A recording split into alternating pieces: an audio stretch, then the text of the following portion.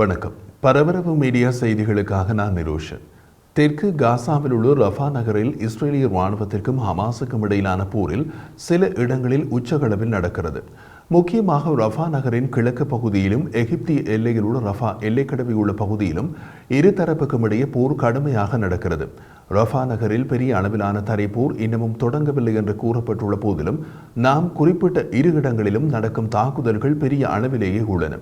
Rafah நகரின் கிழக்கு பகுதியில் இஸ்ரேலிய ராணுவ துருப்புக்களின் நடமாட்டம் அதிகமாக உள்ளது. அதனால் இஸ்ரேலிய ராணுவத்தின் மீது ஹமாஸ் நடத்தும் தாக்குதல்களும் அங்குதான் அதிகம் நடக்கின்றன. அதே நேரத்தில் இஸ்ரேலிய விமானப்படையின் விமான தாக்குதல்கள் அதிகம் நடப்பதும் அங்கேதான். இரு தரப்பினரும் தத்தமது தாக்குதல்கள் பற்றி தகவல் வெளியிட்டுள்ளனர். இரண்டையும் பார்க்கலாம். இஸ்ரேலிய விமானப்படையின் 401வது படைப்பிரிவின் விமானங்கள் ரஃபாவில் உள்ள 2 ராக்கெட் ஏவுதளங்கள் மீது விமான தாக்குதல் நடத்தி அளித்துள்ளார்கள். இந்த தாக்குதலுக்கு ஒரு முக்கியத்துவம் உண்டு. தாக்குதல் நடப்பதற்கு 1 மணி நேரத்திற்கு முன் இஸ்ரேலின் பீர்ஷெபா நகரை நோக்கி ஹமாஸ் ராக்கெட்களை ஏவியது. அந்த ராக்கெட்கள் எந்த 2 ராக்கெட் ஏவுதளங்களிலிருந்து ஏவப்பட்டனவோ அந்த ராக்கெட் தளங்கள் மீதுதான் இஸ்ரேலிய விமானங்கள் குண்டுவீச்சு தாக்குதல் நடத்தின. 2 ராக்கெட் ஏவுதளங்கள் மீது தாக்குதல் நடத்தப்பட்ட பின்னர் 2ஆம் நிலை வெடிப்புகள் கண்டறியப்பட்டன. அது அந்த தளங்களில் சேமித்து வைக்கப்பட்ட கூடுதல் ஆயுதங்கள் இருப்பதை காட்டுகிறது. கிட்டத்தட்ட கடந்த 5 மாதங்களில் இஸ்ரேலின் பீர்ஷெபா ராக்கெட் எச்சரிக்கை சைரன்கள் கேட்டது இதுவே முதல் தடவை. ரஃபாவிலிருந்து பீர்ஷெபாவின் திசையில் மொத்தம் 14 ராக்கெட்கள் ஹமாஸால் ஏவப்பட்டன. இவை அனைத்தும் தெற்கு காசா பகுதியில் உள்ள ரஃபாவில் ஏவப்பட்டதாக கண்டறியப்பட்டது. அனைத்து 14 ராக்கெட்களும் இஸ்ரேலிய வான் பாதுகாப்பு சாதனங்களால் இடைமறித்து வீழ்த்தப்பட்டன. இதன் விளைவாக ராக்கெட்களில் இருந்து துண்டுகள் நகரத்தில் உள்ள ஒரு விளையாட்டு மைதானத்தில் வீழ்ந்தன. அதற்கு முன்பே குழந்தைகளை வெளியேற்ற முடிந்தது. குழந்தைகள் காயமடையவில்லை. அந்த பகுதியில் இருந்த 37 வயதுடைய பெண் ஒருவர் உடைந்த துண்டுகளால் தாக்கப்பட்டதில் லேசான காயமடைந்தார் என்று மேரிஃப் அறிக்கை கூறுகிறது. அந்த தாக்குதல்களுக்கு பதிலடி கொடுக்கும் விதத்திலேயே இஸ்ரேலிய விமானப்படையின் விமானங்கள் ரஃபாவில் உள்ள 2 ராக்கெட் ஏவுதளங்கள் மீதும் விமான தாக்குதல்களை நடத்தி அளித்துள்ளார்கள். இஸ்ரேலிய பாதுகாப்பு படை IDFின் 162வது பிரிவு மற்றும் கிவாட்டி படையணியின் துருப்புகள் காசா பகுதியில் உள்ள ரஃபாவின் கிழக்கு பகுதியில் தாக்குதல் நடத்துகின்றன. அங்கு அவர்கள் நிலத்தடி சுரங்கப்பாதை நுழைவு பகுதிகளை கண்டறிந்தனர் என்று ராணுவம் தெரிவித்துள்ளது. ரஃபா எல்லைக்கடவை பகுதியின் பாலஸ்தீனிய பக்கத்தில் இஸ்ரேலிய பாதுகாப்பு படை IDFின் 401வது படைப்பிரிவின் துருப்புகள் தரை தாக்குதல்களை நடத்த அங்கு விமான தாக்குதல்களும் நடத்தப்படுகின்றன. அவற்றில் ஹமாஸ் உள்கட்டமைப்புகள் அளிக்கப்பட்டன அல்லது சேதமடைந்தன. அந்த பகுதியில் இஸ்ரேலிய விமானப்படை விமானங்கள் மற்றும் ஹெலிகாப்டர்கள் எப்போதும் சுற்றி கொண்டிருப்பதால் அவை வானில் பறக்கும் போது ஏற்படும் ஓசையும் அவை வீசும் குண்டுகளின் வெடிப்பு சத்தங்களும் தொடர்ந்து கேட்ட வண்ணம் உள்ளன. ரஃபாவில் இருந்து ராக்கெட்கள் மற்றும் மோட்டார் குண்டுகளை இஸ்ரேலிய பகுதிக்கு ஏவப்பட்டதாகவும் இதில் ஹெரம் ஷலோம் எல்லைக்கடவை உட்பட பல இடங்கள் குறிவைக்கப்பட்டதாகவும் ஹமாஸ் இயக்கத்தின் இராணுவ பிரிவான அல் கசாம் பிரிகேட் படைப்பிரிவு கூறியது. கெரம் ஷரோமில் 2 முறை சைரன்கள் ஒலித்தன. அதனைத் தொடர்ந்து ரஃபா பகுதியில் இருந்து 2 ஏவுகணைகள் அடையாளம் காணப்பட்டு வெற்றிகரமாக இடைமறித்ததாக ராணுவம் கூறியது.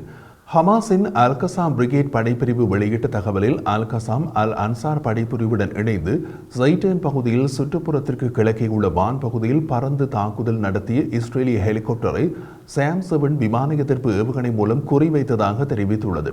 குறிவைக்கப்பட்ட இஸ்ரேலிய ஹெலிகாப்டருக்கு என்ன நடந்தது என்ற தகவலை அவர்கள் வெளியிடவில்லை.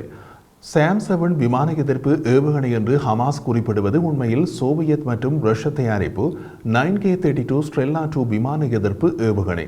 அது நேட்டோ பெயர்தான் SA-7 கிரெயில். இவை தோளில் வைத்து இயக்கப்படும் மேன்பேட்ஸ் வகை விமான எதிர்ப்பு ஏவுகணைகள்.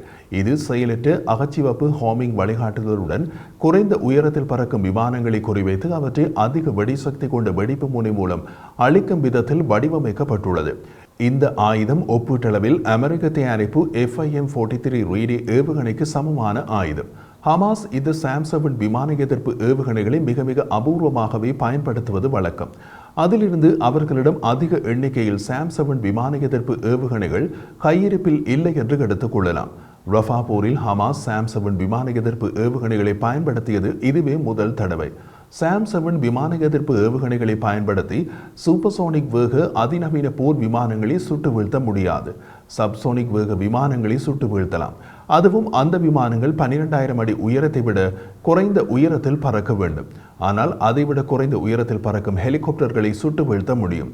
கடந்த ஆண்டு அக்டோபர் மாதத்தில் சாம்-7 விமான எதிர்ப்பு ஏவுகணைகளை பயன்படுத்தி இஸ்ரேலிய ஹெலிகாப்டர் ஒன்றை சுட்டு வீழ்த்தியதாக ஹமாஸ் அறிவித்தது.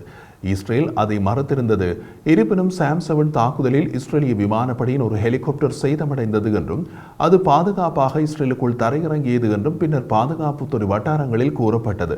இப்போது ஹமாஸ் சாம்-7 விமான எதிர்ப்பு ஏவுகணைகளை பயன்படுத்தி நடத்திய தாக்குதல் பற்றி ஹமாஸின் அறிவிப்பு தான் வெளியாகியுள்ளது. இஸ்ரேலிய தரப்பில் அது தொடர்பான எந்த தகவலும் கிடையாது. இஸ்ரேலிய பாதுகாப்பு படை IDF வெளியிட்ட தகவலில் வெள்ளிக்கிழமை IAF ஜெட் விமானங்கள் மற்றும் ஹெலிகாப்டர்கள் காசா பகுதி முழுவதிலும் சுமார் 40 இலக்குகளை தாக்கி அழித்ததாக கூறப்பட்டுள்ளது. இலக்குகளில் இராணுவ கட்டடங்கள், ஹமாஸின் கண்காணிப்பு நிலைகள் மற்றும் கூடுதல் இராணுவ உள்கட்டமைப்பு ஆகியவை அடங்கும். ரஃபா நகரின் கிழக்கு பகுதியில் IDF தரைத்துருப்புகள் ஹமாஸின் ஒரு ஆயுத கிடங்கிலிருந்து வெளியேறி இஸ்ரேலிய டேங்களை நோக்கி வந்த ஹமாஸ் படையை அடையாளம் கண்டனர். அந்த தகவல் இஸ்ரேலிய விமானப்படைக்கு தெரிவிக்க அப்போது அங்கு பறந்து கொண்டிருந்த விமானத்திற்கு தகவல் கொடுக்கப்பட்டு ஹமாஸின் அந்த அணி விமானம் மூலம் தாக்கப்பட்டது.